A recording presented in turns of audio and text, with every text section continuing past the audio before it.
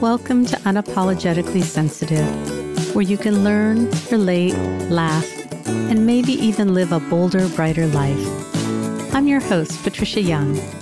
This is a weekly podcast where we explore the strengths we have because of our sensitivity and some of the challenges it poses as well. The information in this podcast is not a substitute for help from a licensed mental health professional. Hey there. To the creatives, healers, sensitives, and deep thinkers, how are y'all doing? How was your holiday season? How's your new year going? Are you feeling like we've got a fresh start? I'm ready for something much better this year, y'all. How about you? I had something happen over the holidays, and as I shared it with a couple of my therapist friends, they really identified with it, and it made me think that maybe it would be helpful for me to share some of what I experienced with you, and we will be having some episodes coming up about social anxiety. And I think for many HSPs, I think we have this idea and expectation that we're supposed to be like non-highly sensitive extroverts at every social gathering. And when we show up as ourselves, it can often create stress for us. During the holidays, some neighbors of ours decided to have a little get together, and my husband and I were going to go. It was on a day that I paddle, and usually I'm pretty tired by the end of the day, so I was a little concerned about my energy, but their house is within walking distance. I have to say the COVID numbers were getting higher. It was really making me anxious. This new Omicron variant is just scaring me.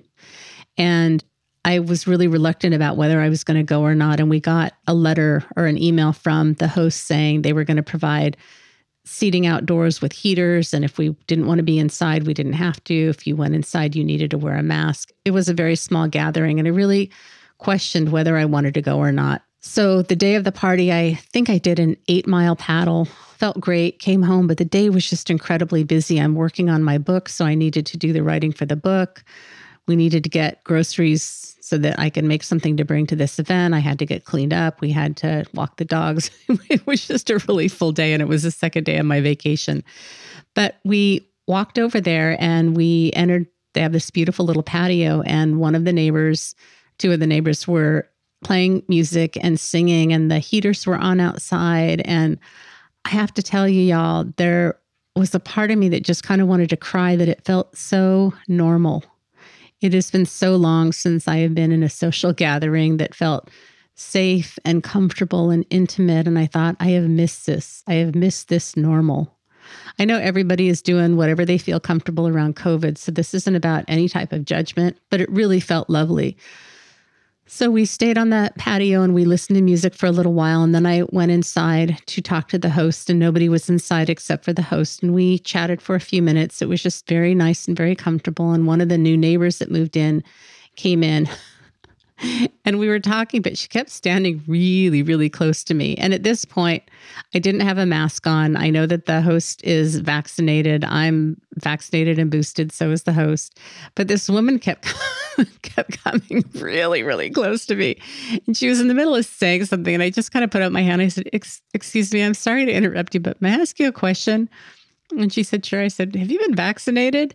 And then it kind of hit her and she's like, oh, and then she jumped back a handful of feet. And she had been vaccinated and boosted. So I was fine. And I told her she didn't have to stand 6 feet apart from me. We visited for a while. It was very lovely. She was very interesting, very animated, definitely an extrovert. But it was very, very enjoyable. And we just kind of chatted for a while. And then here's the thing. Something just kind of snapped at me. I'm like, okay, I'm done. So can you all relate to that? It feels very fine. It feels comfortable. And then something was like, okay, I've had enough of this. I'm ready for something else. And I wanted to go out and listen to some more music, but apparently the music had stopped. So I made my way outside and I ran into my husband, and he was busy visiting. And I went back to the patio area where we had come in, and there was all kinds of seating there, but nobody was sitting down. They were all gathered in this other area, or they'd migrated into the house.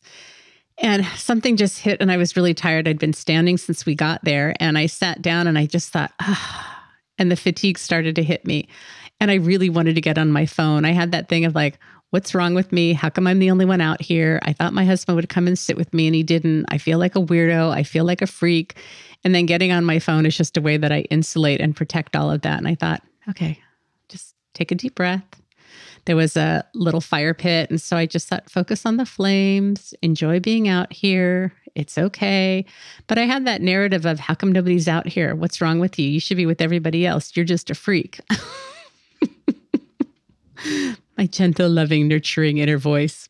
So I just enjoyed the flames of the fire and just relaxed and enjoyed myself. And after a while, a couple people came out. We started visiting and talking. It was time to eat. We all went and got some food, and then the patio filled up more. And we were back to visiting and talking, and it was just really lovely. But I noticed that I go through these stages when I do social things of, am I going to fit in? Am I going to belong? Is there going to be someone to talk to? They're talking. How come I'm not talking? And then that thing in my brain that like, okay, I've had enough. I'm done.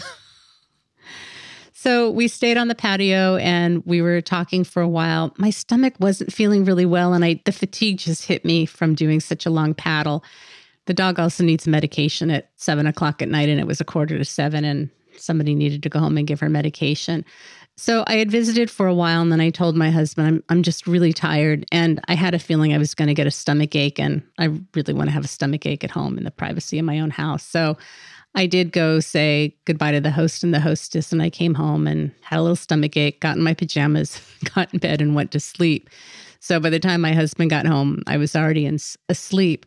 But I think that there is so much that goes on for us, and my guess is that COVID has probably made it worse, that some of us at least have not been gathering. We haven't been around other people. And if you're like me, I have this mixed thing where I really enjoy being around people. I like that connection. But sometimes I feel awkward. Am I going to be able to find someone to talk to that I relate to? I used to think that there was something wrong with me if I would try and initiate conversation with someone and it didn't go anywhere. I just thought, see, I'm awkward. I can't make conversation with people. But what I've learned is oftentimes people are either not very good at making conversation. It's like playing tennis. I serve the ball, but if we're going to play a game, you need to hit it back, and then I hit it back and you hit it back. That's how we have conversation. And oftentimes I'd serve the ball and then the other person wouldn't serve it back. And then it's like, well, where do we go from here? And I was talking with a friend who was sharing about having this experience of being somewhere socially and feeling inadequate because she was trying to talk to somebody and the conversation wasn't going anywhere. And we had this conversation about reciprocity and both people being engaged and interested in asking questions and sharing information. And I think because many of us have received messages in the past about how we're awkward or we're shy or we take too long to process or to think or we're too much or we're not enough, whatever that stuff is. I think our nervous system sometimes can get over-aroused in social situations. For me, transitioning is hard. I'm at home and I'm comfortable, and then I have to stop doing what I'm doing at home, and I have to get ready to go and kind of put on my social self. And oftentimes when I get somewhere, I have a really good time, or like in this instant, I felt comfortable and then I felt uncomfortable and then I felt comfortable. It was kind of a mixed bag. And I suspect that in the past, maybe in the present, that we get into these socialist situations and we get over aroused because we either get anxious or we feel uncomfortable. And that's what registers in our brains. And then we're like, nope, I don't like this. I want out and I don't want to do it again. If we don't have the ability to slow the process down and to really assess from an objective point of view, was the whole experience bad? And if it was bad, why was it bad? Are those not your people? Was it not an event that worked for you? Because it would be easy for me to go into this situation and to come home and go like, yeah, I sat on the patio by myself. I'm a loser. I hate parties. I'm not ever going to go back again. But I had to take in the whole experience and to see, yeah, that was a little uncomfortable and awkward, and some really unkind messages came up for me about myself. But I was able to breathe through them. I was able to focus on the fire. It ended up being okay. And as a result, what I really would love to do is to do a monthly potluck with these neighbors because they're lovely people. And I will probably have some nerves before each of the gatherings because that's just what happens for me. I wish it didn't, and it does. Transitioning and doing things is hard. And what I've learned is when the event is over, to assess overall, did it work? Do I want to do it again? And to remember that part of it and not the nerves. If I remember the nerves, then I'm probably never going to leave my house again and do anything because it's uncomfortable to have nerves about things. And I just know that how I'm wired is I tend to go to, I have to socialize. I'm going to feel awkward. What if we used our brains to go, I'm going to go and I'm going to be connected. I'm going to find people to talk to. I'm going to have a great time. I'm going to get out of the house. I'm going to have some good food. I'm going to listen to some good music. Then we can also use that part of our brain that goes to the worst case scenario to create something that is positive for us. But I think that our nervous systems get so activated, we just know that it feels uncomfortable. And I think I've shared this with you before, that a while back in one of the online HSP courses, somebody was talking about having a bad day. And as we talked about it, it really was just that it was an intense day. It wasn't necessarily good or bad. It was just intense. And when we have very strong emotional responses to things, we often feel like there's something wrong with us. Not necessarily. It's just intensity. And sometimes we experience things more intensely. I don't think I talked to you about this, but on Thanksgiving, if you've listened to one of the past episodes about I lost my shirt and it's not about the gravy, well, we had another little gravy incident this last year. And it's interesting that for the most part, the day was very calm. There weren't any issues. And I didn't realize, but I had this expectation that if everything is calm, then it means that I have done a good job on working on my recovery, on my emotional stability. And I was feeling pride and esteem in that. And because of how we were doing our meals, I needed to put a bunch of dishes in at my mom's house. My mom has a place that's attached to ours. So I was using her oven for all of the side dishes because the turkey was in our oven. And I came back and the dish that we cooked the turkey in, it was foil because we don't have a turkey roaster. And when my husband went to move the turkey, all the juices leaked out. I'm like, it's fine, not a big deal. I already had sort of planned on something else, but was planning on using those juices. And I kind of thought, oh, look at that. I just rocked this. I didn't lose my stuff over the gravy. But then something else happened, that he had forgotten something that I really like, that I love about Thanksgiving. And he just had forgotten, and I didn't get what I wanted. And then it made me mad. And I was very appropriate with my anger. I didn't scream. I didn't yell. I didn't call him names. I didn't throw things. But I said, I'm really mad. I'm really disappointed. And it's just so interesting that that activated some shame for me, that my belief was I shouldn't have gotten upset. Like, good people don't get upset about things.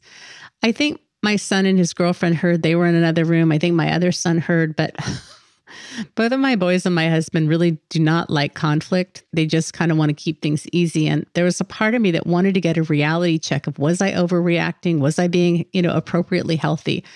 We ended up not really talking about it. We got through the day. It was fine. But the next morning, I went over to my mom's house and was recounting what had happened before she had come over.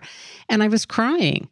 And I had so much judgment about feeling like I shouldn't have gotten upset. It was just a little thing. Why did I get so upset? And if I had been more, therapist-y or more recovered or more healed, I wouldn't get upset about things. And I thought, oh, I am a human being and I had a human reaction.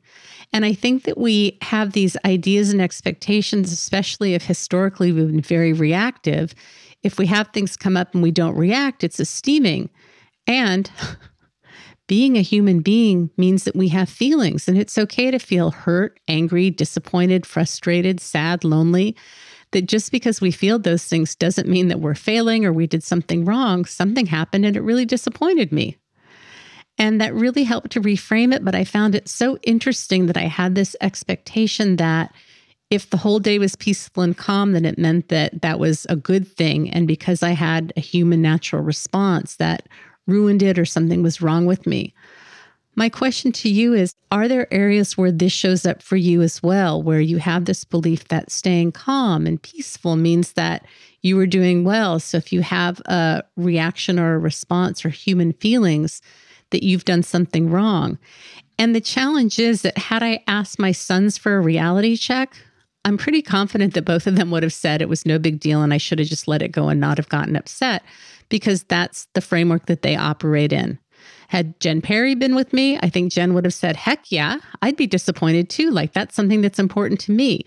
So oftentimes we can get a reality check from someone, but what is the source of that person? And is that person somebody whose values are aligned with ours? And I just had to sit with the fact that it was okay that I got upset. It was okay to be disappointed. We got through it. It wasn't a big deal. And I had these expectations.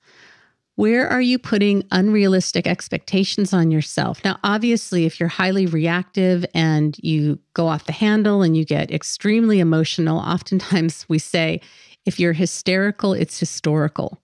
So if your reaction to a situation is an 8 or a 9 and probably a 4 would be warranted, it's probably about your history and you want to do some work on it.